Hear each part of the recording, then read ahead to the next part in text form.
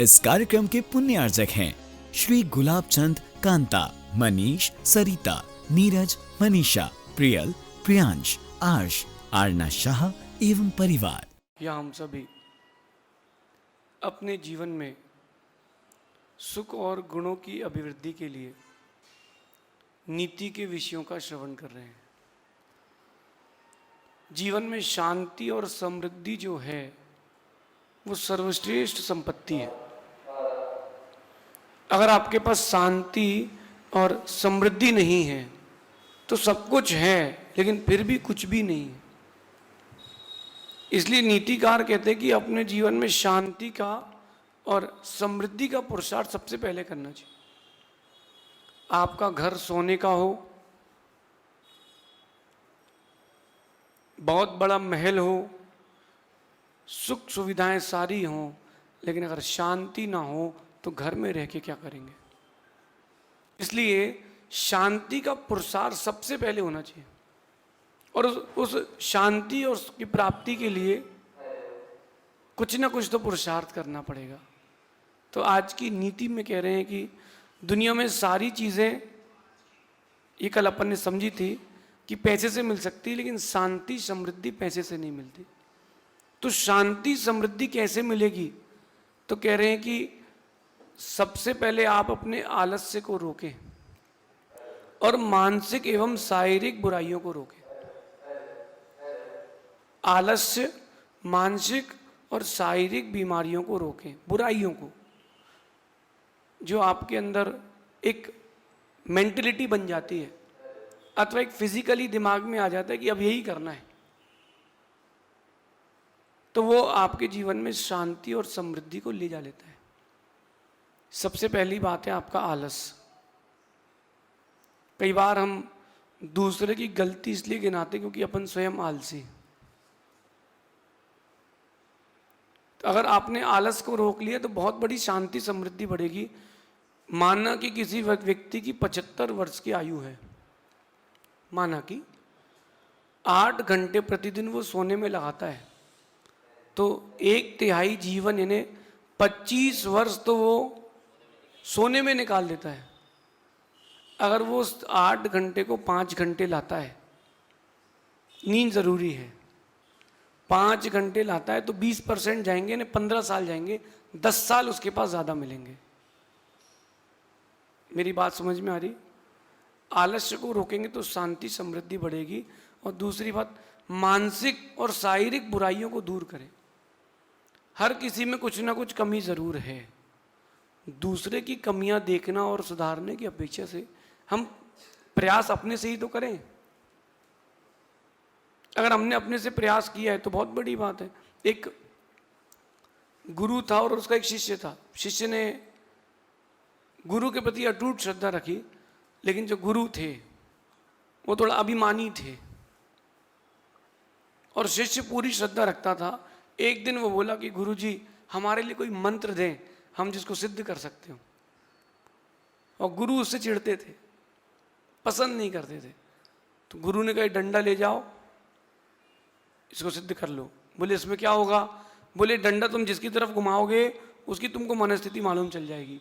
उसकी गुरु के प्रति अटूट श्रद्धा थी और उसने डंडा हाथ में लिया, मंत्र फेरना चालू किया। गुरु कहते सिद्ध हो गया? बोले आपने बोला तो हो ही गया होगा। बोले घुमाओ, तो सबसे पहले उसने गुरु के ऊपर घुमाया। उसने सोचा मेरे गुरु के अंदर इतनी कलुष था, ऐसा अभिमान। गुरु समझ गए, बोले बेटा एक बार अपनी ओर भी घुमा लो। जब उसने अपनी ओर घुमाया तो उसके अंदर नई नई आकांक्षाओं की लहरें थी। उसको समझ में आ गया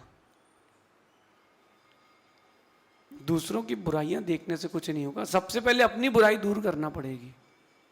हमको लगता है कि ये व्यक्ति ऐसा क्यों है, वो व्यक्ति वैसा क्यों है, हो सकता है इसने मेरे बारे में ऐसा कह दिया हो। सत्य ये है कि आपको अपनी मानसिक शारीरिक बुराइयां सबसे पहले स्वयं दूर करना है और यही अपने उत्थान के लिए सर्वश्रेष्ठ कारण है। ये मत सोचना कि हमारा साथ का व्यक्ति सुधरेगा, हमारे मित्र समूह में से सुधरेगा, हमारे व्यापारियों में से, परिवार में से। सबसे पहला सुधार अपना, और अगर अपन सुधर गए तो फिर अपन लाखों को सुधार सकते हैं। सफल होने के लिए, सुख शांति के लिए, तो ये अपनी मानसिक और शारीरिक बुराइयों को दूर करें। जो मानसिक बुराई है बहुत बहुत ज्यादा हानिकारक है। एक आपकी मेंटल टेंडेंसी बन चुकी है किसी भी व्यक्ति या वस्तु के लिए, वो आपकी बहुत बड़ी मानसिक बीमारी है, बुराई है। उसको दूर करें। अच्छा, कई लोग ऐसे भी होते हैं, वो थोड़ी सी हानि हो जाए सीधा डिप्रेशन। अरे भैया, लाइफ में आपकी डिप्रेशन की कोई जगह ही नहीं है। कोई चीज मिले ना मिले, कोई व्यक्ति रहे ना रहे, डिप्रेस्ड नहीं होना। बहुत सारी चीजें समय पर ही मिलती हैं। आप प्रयास कितने ही कर लो, वो बहुत सारी चीजें समय पर मिलती, समय के ना पहले मिलेंगी ना बाद।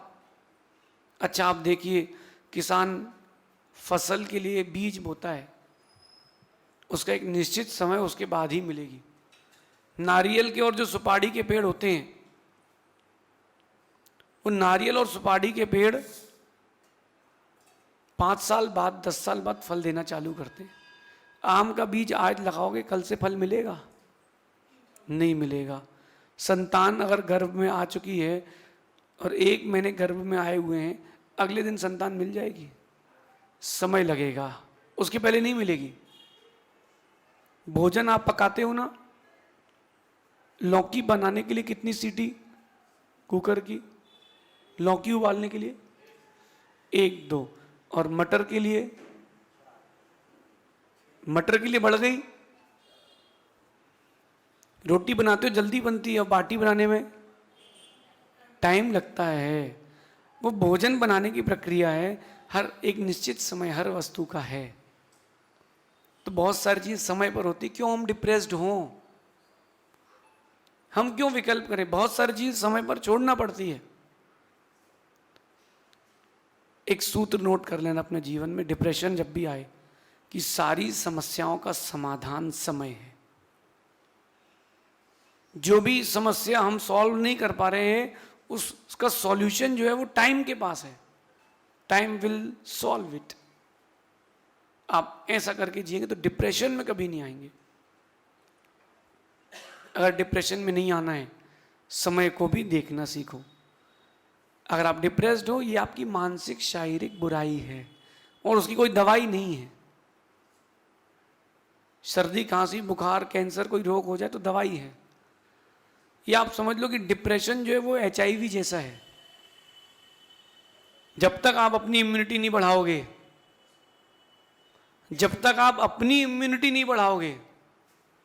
तब तक वो ठीक नहीं होगा। तो अगर आप डिप्रेस्ड हो तो आप कैसे हो, विचार करके चलना। और यहाँ कह रहे हैं कि किसी को देर में सफलता मिलती है, किसी को जल्दी। आप देखो, CA के एग्जाम्स हुए, कोई फर्स्ट अटेम्प्ट में निकलता, कोई 10वें में, कोई 12वें में, कोई ऐसे भी हमारे साथ हैं जो 17वें अटेम्प्ट में निकले। कितने? जबकि उनके पास इतना पैसा है कि आप सोच नहीं सकते। वो स्वयं की एक फाउंडेशन खोल ले, इतने पैसे उनके पास, लेकिन जुनून है, करना है तो करते हैं। कुछ लोगों को देर में सफलता मिलती है, कुछ लोगों को जल्दी। लेकिन एक बात ध्यान रखना, जो पुरुषार्थ करते हैं उनको कभी असफलता नहीं मिलती, सफलता जरूर मिलती है। ये जिस वैज्ञानिक ने बल्ब बनाया था, बल्ब, क्या नाम है उसका? Thomas Edison. तो उसने एक पहले एक्सपेरिमेंट में बल्ब बना लिया था। बताइए, पहले एक्सपेरिमेंट में बल्ब बना लिया था। कितने लगे थे? 9,999 बार वो असफल हुआ था, और 10,000 भी बार उसका बल्ब बनाना सफल हुआ था। लोगों ने पूछा कि आप 9,999 बार असफल हुए हैं? बोले नहीं, मैंने सफल होने के 9,999 तरीके सीखे हैं। ये व्यक्ति की मानसिक स्थिति है। इतनी मोटी ढाल टूटी की नहीं, तो कर्मों की ढाल भी टूटेगी। बस आप मेंटली फिजिकली स्ट्रांग हो जाएं, हर चीज के लिए रास्ते हैं। ऐसा इस नीति को सोचकर चलना। शेष अपन आगे देखेंगे। भगवान महावीर स्वामी की।